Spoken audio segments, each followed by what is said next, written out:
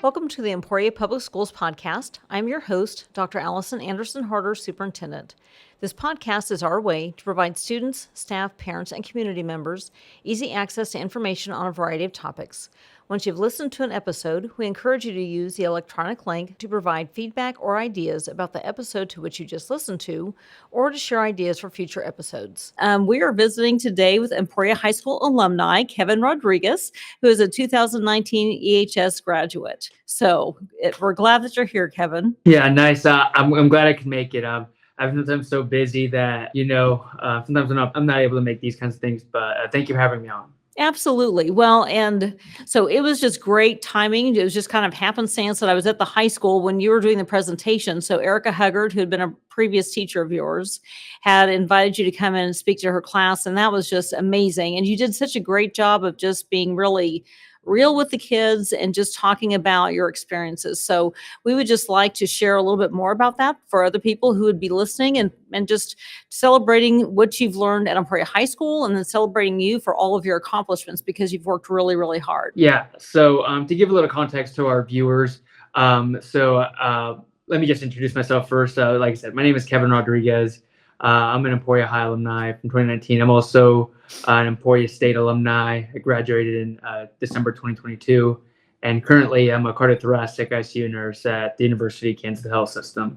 And so I think it was about maybe 3 weeks ago or so, I had the unique opportunity to go talk to several of Miss Huggard's A&P students, some of Mr. Irby's biomedical innovation students, and Miss McKay's chemistry students. And I just gave them a little bit of a background of, how Emporia High really allowed me to, kind of like set me up for success, essentially, not only going into Emporia State as a first generation, college student, but also, giving me a solid foundation for the rigorous, science courses I took throughout college. So I gave them a little bit of insight about that. And I was able to also give them some insight of, my role as a, ICU nurse at KU Med and kind of what it took to get there. So, that's for all the viewers out there. That's kind of, how me and Miss Dr. Harder got connected as well. Yeah, thank you.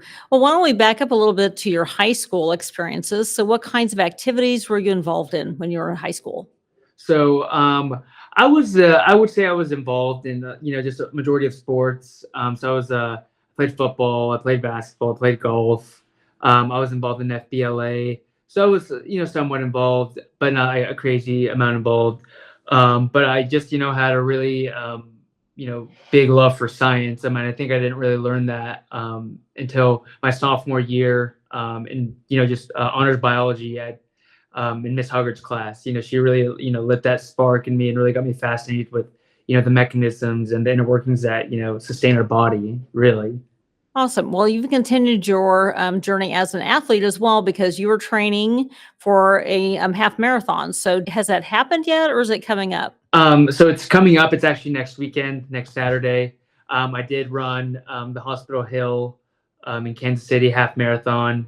So it was great to experience, running a half marathon. But now since I got a little bit, I got my toes wet essentially.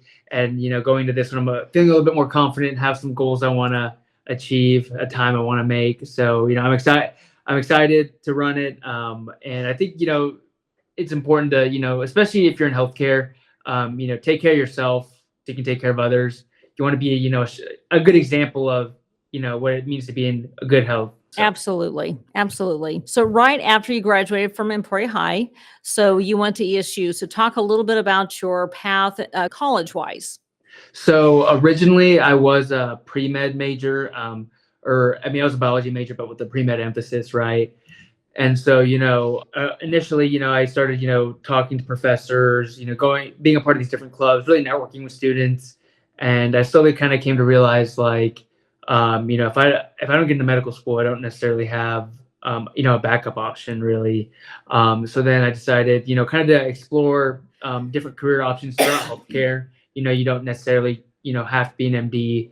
I mean, by all means, if you really, strive for that, then, go for it. But I knew I needed kind of like a little bit of a safety net, just being a first generation, student. And so I decided to switch to a nursing major because Emporia State's nursing program is 2 years long. it's a great way to kind of build a good foundation and, become a nurse. And then if you figure out you want to go back to school, you can, go on to be a nurse practitioner, a nurse anesthetist, and you can even decide, hey, I really want to go to medical school and, take that route. So that's the whole reason, kind of maybe why I switched from pre-med to nursing.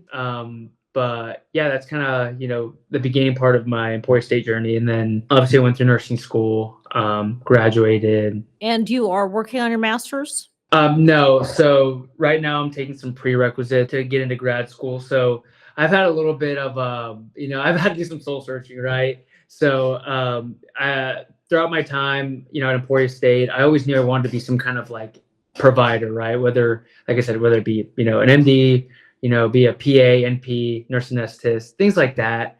And so, as I kind of did, because like I said, I'm first generation, so all this stuff is like new to me. I'm constantly learning, evolving, truly learning what I like. And so, I'm working towards filling my prerequisites, actually to go to PA school. So, like I said, originally I thought I wanted to go to nursing anesthesia school, but I didn't want to necessarily work as an ICU nurse, longer than some of the schools that schools required me. I really wanted to kind of dive in, sooner rather than later. And there's, there's the medical model and there's a nursing model. And then I could go into the whole, plethora of why I chose this, but yeah. So as a first generation college student, you talked about that, not kind of blazing that trail. So who have been your supports? Who've been your resources to figure out what do you need to do to go, where do you need to go next? So, I feel like I've had like several, I can't really name like one specific person, but I feel like during my time, at Emporia State, I've had some professors I've been closer with, to kind of direct me, what should I take this job? Should I take that job? Or what should I look for, when I get in my first, nursing job?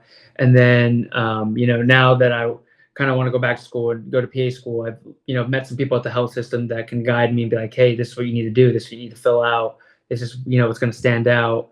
And then just reaching back to people I used to work with at Newman Regional Health, reaching out to them and, asking them for tips and advice and things like that. So I wouldn't say there's been a sole person, but it's been a tribe of people I've met along the way that have helped me. So one of the pieces of advice you gave to students during your talk at Emporia High School is that networking piece. So talk a little bit about how important that is and just recommending how you make those connections with people.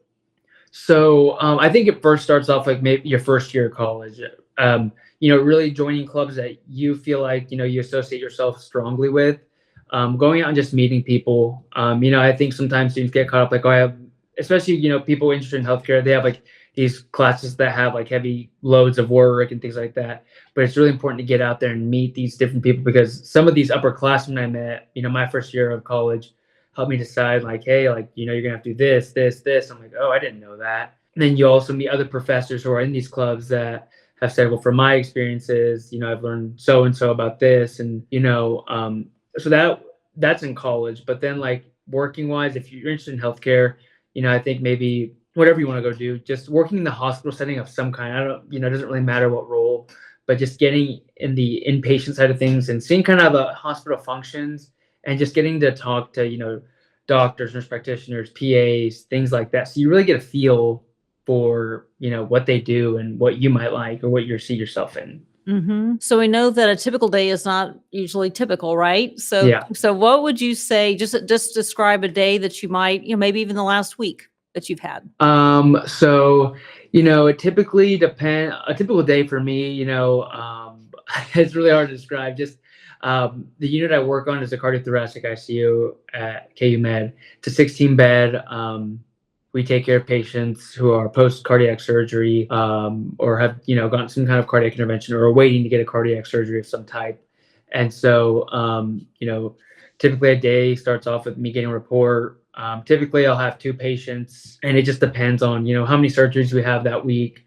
I might be taking care of somebody who had a day after their cardiac surgery or a day or 2 days after cardiac surgery, and just really working with MDs, nurse practitioners, respiratory therapists, physical therapists, and occupational therapists, just a whole team to, help, get this patient, better and, out of the ICU. So that I just coordinate with that whole team basically all day and monitor, the patient's hemodynamic status, respiratory status, ensure that they're improving or if they're declining, figure out interventions to improve that. So I think that's the best way I could sum it up. Reality is it just takes a whole team to really help get these patients out of the ICU. Absolutely. So how many hours do you work typically in a week? Typically, I work 40 hours a week, so 312s. But we're allowed to pick up as much as we want. I think one of the bigger things for me is I don't try to pick up all the time, pick up extra shifts, just because it can lead to burnout, especially in such a high stress environment. You don't want to burn yourself out because then, maybe when you burn out, you sometimes, not saying this happens to me, but typically burnout leads to, not caring as much at work. Your performance levels go down, and I don't want that to happen for me. So typically 40 hours, but if I, if I'm feeling up to it, I'll pick up every now and then, but typically 40. What do you do during your free time?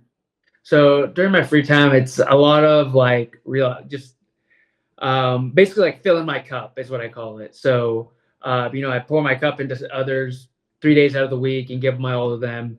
And so during the time I have off, I like to exercise. I like to read.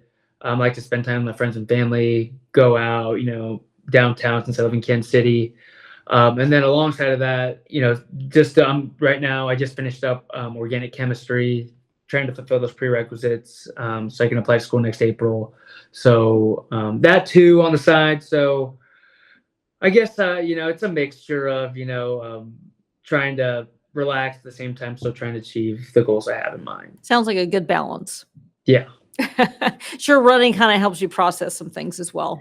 Yeah, especially those long miles or, I'm just kind of like running and not really, it just gives me time to think. Good, good. So what are your future career plans? So like I mentioned, I've had to do just a lot of like soul searching and a lot of thinking. And so, like I said, I thought I wanted to go to nursing anesthesia school, but I really just didn't want to, take the years it takes to be an ICU nurse and fulfill those prerequisites because I guess the majority of those schools, a good candidate, although the minimum requirement is 1 year, a good candidate will have 2 or 3, maybe even 4 years of ICU nursing experience. And I personally didn't necessarily want to, be an ICU nurse for that long. So then, I looked into PA school and I already kind of check off all the boxes for everything. And I talked to some different PAs, shadowed some different PAs already. And they said, you're a pretty good applicant already. I would just apply this upcoming cycle. And so I also think that since I was pre-med originally, my first semester of college, going to PA school kind of, fill that, dream, I guess, of, originally wanted to become an MD, going to medical school, but, not wanting to do all those years, going to medical school residency. I can go to PA school, learn everything generalized and still learn medicine, right? And just have like endless career opportunities, whether it be in surgery, inpatient, outpatient, things like that, and still be a medical provider. Awesome. So what would you say is your ideal PA position? So as you're looking ahead, what would that look like? I would really like to be into something with surgery. A lot of times PAs are first assist in surgery. So I shadowed an ortho trauma PA. So they were just, the first assist, when, fixing bone fractures, like wound debridements. When traumas come in, and they do surgery on them, they're typically, first assist. And it all depends on the facilities you go to, kind of what your role is. But that typically is what the PA's role is in surgery. They go see the patients maybe after surgery, or go see consults. So something in surgery, I think, would be very interesting. Well, Kevin, thank you for having that passion for that, because we need people with that skill set and that passion to want to do that to help people heal. So thank you very, very much for your service in that. So appreciate that. Is there anything else that you would like to share with our listeners?